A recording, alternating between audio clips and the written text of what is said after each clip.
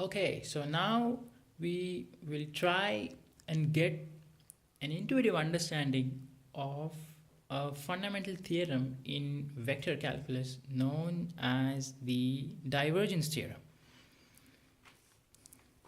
The divergence theorem.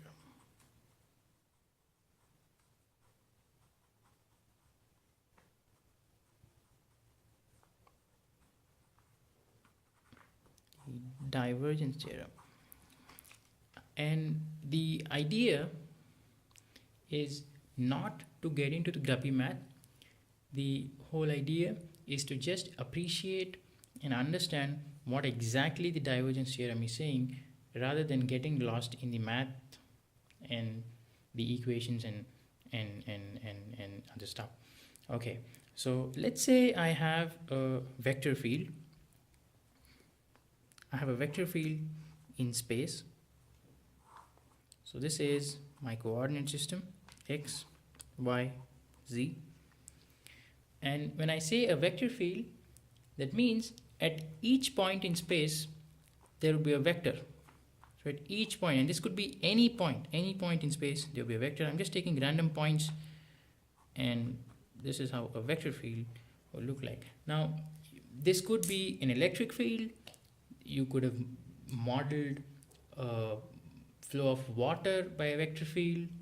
This could be a magnetic field. It could be anything. I mean, that it could be any kind of a vector field, maybe a gravitational field.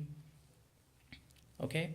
Now, if I have a closed surface or a volume, rather I would refer to closed surfaces and volumes synonymously. If I have a closed surface and if I place that closed surface inside this vector field, and if I ask what is the net flux through this surface or this volume, net flux through this closed surface of volume, let's just say that this is the closed surface, some kind of a crazy looking closed surface, and this is my vector field. And if I ask you what is the flux through this closed surface, or rather essentially if you model the flow of water by a vector field, what I'm essentially asking you is that how much of water is flowing out of this volume or closed surface per second. So that's what essentially I'm asking.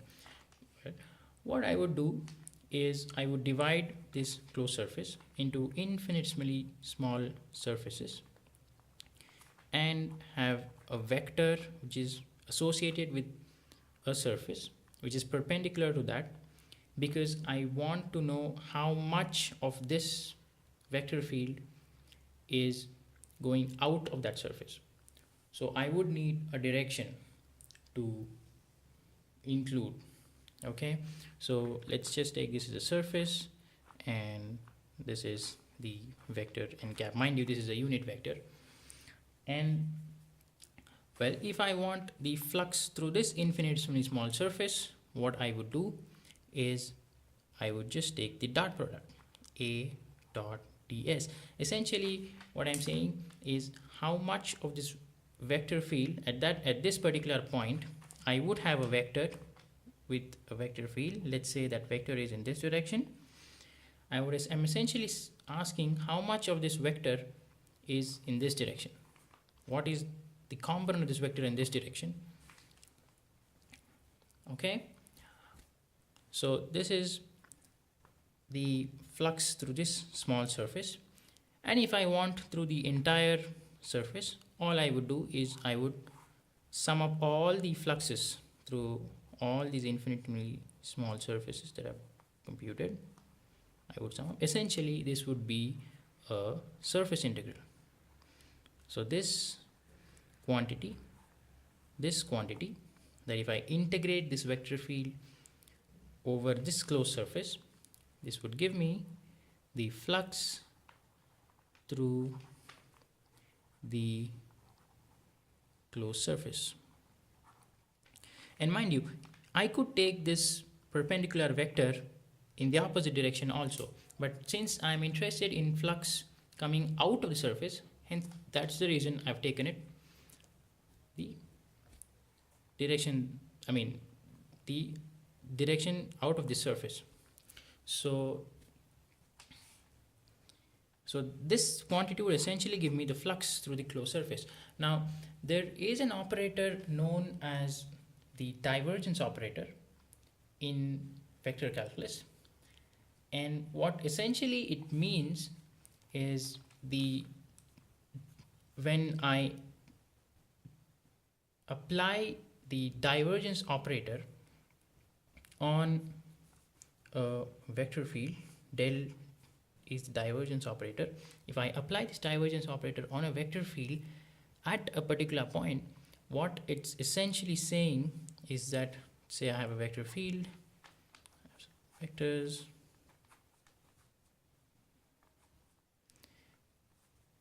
these are all these vectors, this is a vector field, and essentially if I take the divergence of this vector field at a particular point, what I'm essentially saying is that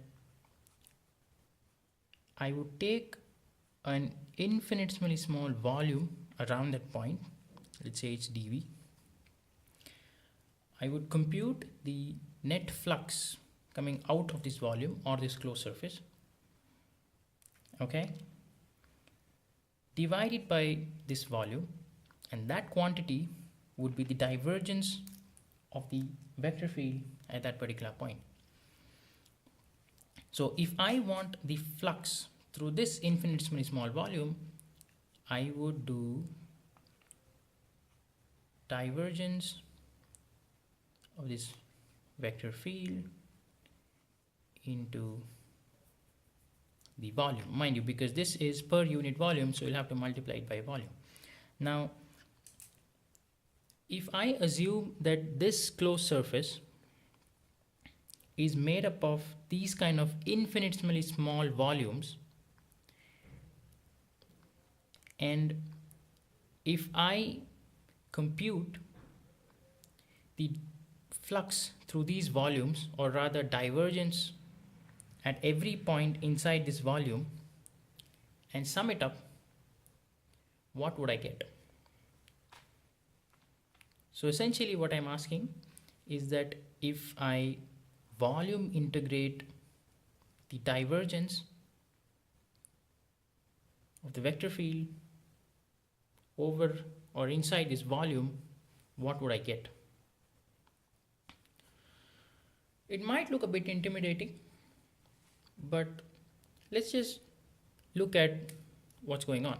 So let's just take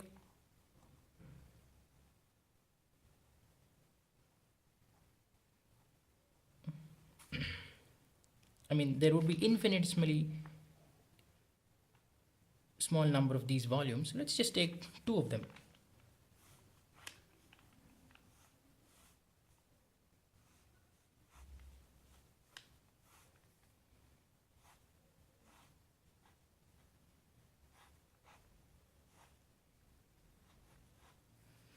Okay, now when I take divergence at this point, essentially what I'm saying is I want the flux through this volume when I compute. When I'm computing this common surface, this surface which is common to both the volumes, the perpendicular vector through the surface would be in this direction when I'm computing the flux through this volume. So also when I compute the flux through this volume, when I'm doing that, the perpendicular vector for this surface when I'm computing would be in this direction.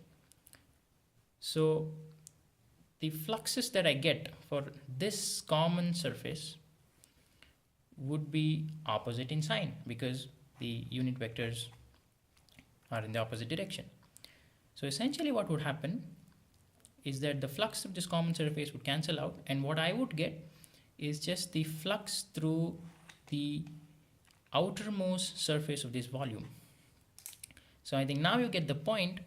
If I do this all the way inside this volume, what would happen is all the common surfaces flux would cancel out, and what would remain is just the flux of the outermost surface,